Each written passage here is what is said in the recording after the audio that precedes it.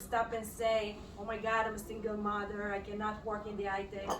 And there I understand that it is kind of unique way compared to all the other ways that my friends said it's impossible.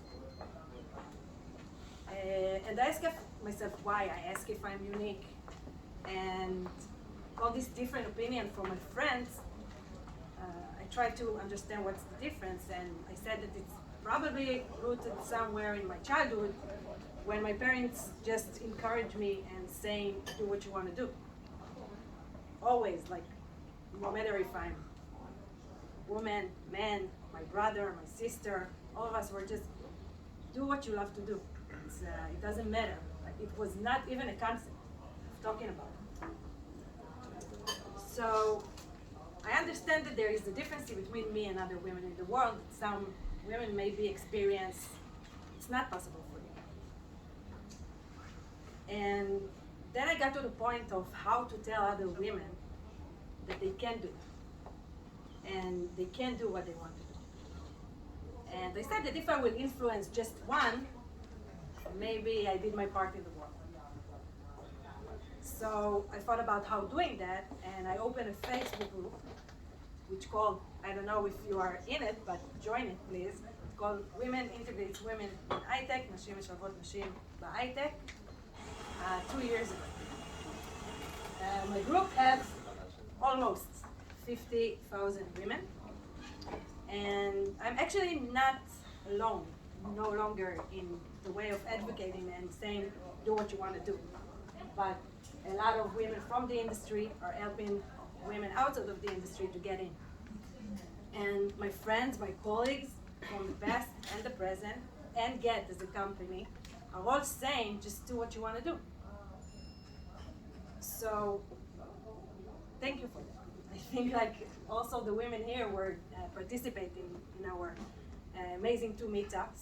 Also one that is not here, he was also explaining how to develop and program, and it's just amazing because you open doors for someone else.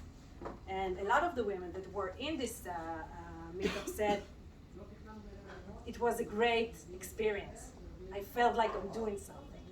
I felt like I made someone's life and the woman a little bit less hard and help her where she needed the assistance, and just saying, do what you want to do. And I want to share with you today 2 stories.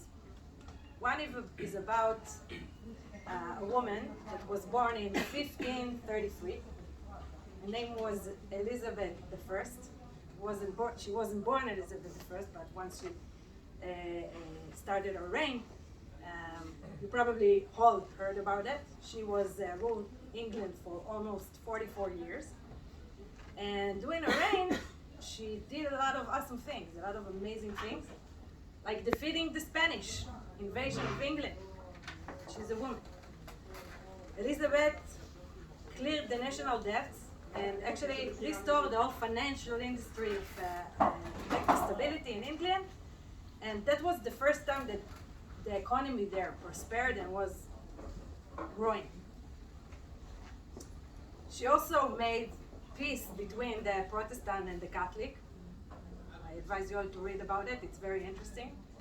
And she created the Elizabeth Religious Settlement, which allowed anyone the freedom to choose their religion. And during that time, England experienced flourishing of literature, art, science. You know, you all know Shakespeare, Marlowe. And all of that, all this combination of the beautiful things that she done, like peace, prosperity, flourishing, art, discovering, victories. They actually called the period of time that she ruled the Golden Age. I don't know if any one of you heard about it. But the funny thing is that she did an amazing job, actually. But there is a myth about her. You can guess what the myth is? That she's a man. And many misogynists, and actually a lot of conspiracy around it, suggest that she's a man because it's just impossible that she has those extraordinary leadership qualities and the brilliance that she has. And the fact is that she must have been a man in the 1533 in order to do the things that she did. By the way, she was never married. I don't know if it's got anything to do with that, but obviously it was very surprising that a woman can do these things in 1533. The second story is about the woman that you are about to see talking. Her name is Chiminanda Ngozi Adichie. She was born 400 years later in 1977 in Nigeria, and she was the fifth of 6 children. Her mom was the first female registrar at Nigeria University.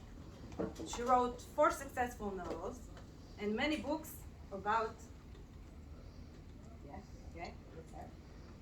she wrote many books and novels about race, about feminism, about Nigerian history, culture, and about human relationships. Of course, about feminism. It's what we're going to see right now that the lecture is about. It's 30 minutes lecture. This lecture changed my life completely after seeing it. I think like everything that crossed in my mind during my years as a woman, she expresses the best way I've heard. Don't go. There is a surprise at the end that I will tell you how I got to know her and this lecture.